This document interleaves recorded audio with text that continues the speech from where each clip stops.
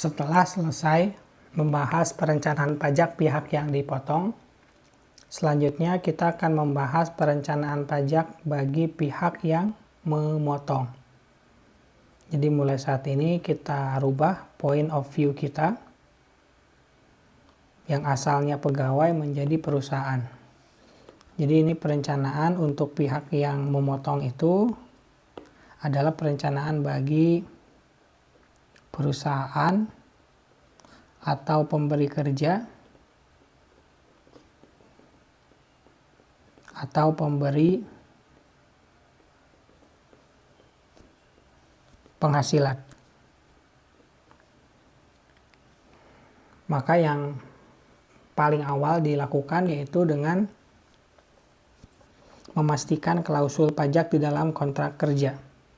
Siapa yang harus menanggung pajak atas penghasilan yang didapatkan oleh karyawan. Namun, jika tidak diatur dalam kontrak, maka pajak itu dibayar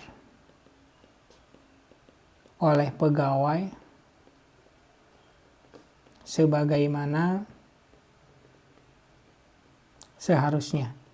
Karena memang PPh 21 itu kewajibannya masing-masing orang pribadi, bukan perusahaan.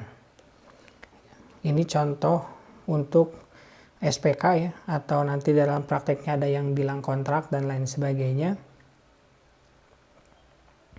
Kemudian perencanaan pajaknya nih. Jadi kita bahas dari aspek legalitas dulu, perjanjian antar perusahaan dengan karyawannya. Nah, sekarang kita akan bahas perencanaan pajaknya yang bisa dilakukan. Yang pertama, memilih alternatif pembayaran pajak yang menguntungkan bagi pemotong. Jadi kalau tadi di awal yang sebelumnya ya, di pihak yang dipotong itu metode yang dilihat dari sisi pegawai. Kalau yang sekarang itu metode yang dilihat dari sisi perusahaan. Jika pegawai yang dicari adalah take home pay paling tinggi. Nah, kalau misalkan bagi perusahaan apa yang dicari? Nah, yang dicari perusahaan adalah biaya paling besar yang boleh dibiayakan.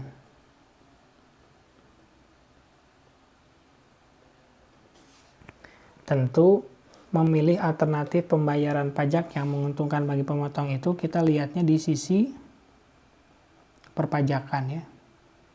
Bukan dari sisi bisnis, karena kita sedang membahas kuliah perencanaan pajak. Nah, kalau di sisi perpajakan, maka yang kita paling menjadi target adalah biaya pajak yang kecil atau efisiensi dalam pembayaran pajak. Seperti itu.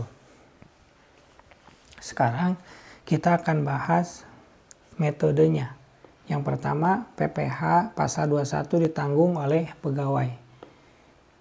Ini boleh dibiayakan.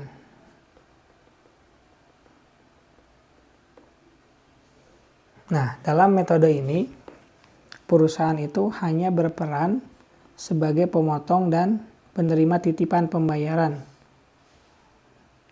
dari pegawai untuk disetorkan kepada negara dan pada akhir tahun itu memberikan bukti pembayarannya. Nah, apabila perusahaan menggunakan metode ini, perusahaan itu tidak akan mengakui pembayaran PPh pasal 21 sebagai biaya, karena pembayaran tersebut merupakan titipan dari pegawai untuk dibayarkan. Jadi metodenya sama dengan metode yang digunakan atau yang dibahas di pihak yang dipotong, ada 4 ya. Nah, ini laporan laba rugi ya dari perusahaan. Jadi di sini ada penjualan sampai ke laba sebelum pajak. Untuk biayanya kita rincikan khusus di beban gaji pegawai. Nah, untuk metode gross method ya, pajaknya itu masuk ke dalam komponen ini, beban gaji pegawai. Jadi beban pajak menjadi komponen biaya gaji. Gitu. Makanya tidak ada koreksi positif apalagi koreksi negatif. Seperti itu. Yang dicari oleh perusahaan tentu laba sebelum pajaknya. Karena laba sebelum pajak itu adalah sebagai dasar yang digunakan untuk melakukan perhitungan pajak. Seperti itu. Nah, sekali lagi di sini yang menjadi biaya perusahaan adalah beban gaji yang isinya terdiri dari gaji, kemudian tunjangan, dan penghasilan tambahan lainnya. Seperti itu. Nah, sekarang kita lihat apa keuntungannya. Pertama, perusahaan nggak perlu lagi menghitung jumlah tunjangan pajak karena nggak ada tunjangan yang akan diberikan. Yang kedua, bisa membiarkan seluruh biaya dari komponen gaji itu. Gitu ya. Adapun kerugiannya, pertama, perusahaan harus menghitung pajak yang dipotong. Kemudian yang keduanya, perusahaan tidak memberikan penghasilan di luar gaji pegawai yang tidak termasuk ke dalam komponen gaji. Seperti itu.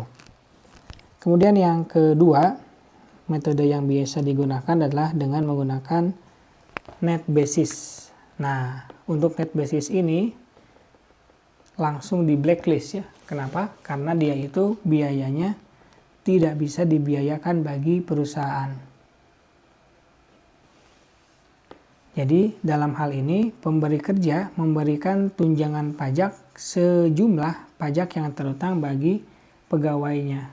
Jadi pajak yang terutang itu dihitung dulu caranya, kemudian pajak yang terutang itu dibayarkan semuanya oleh pemberi kerja. Sehingga pada saat penghitungan take home pay tidak ada pengurang dari PPh pasal 21. Namun kita lihat di sini untuk pembayaran PPh pasal 21 yang dibayarkan oleh perusahaan itu dilakukan koreksi ya. Ini dikoreksi. Kenapa dikoreksi? Karena mengakui sebagai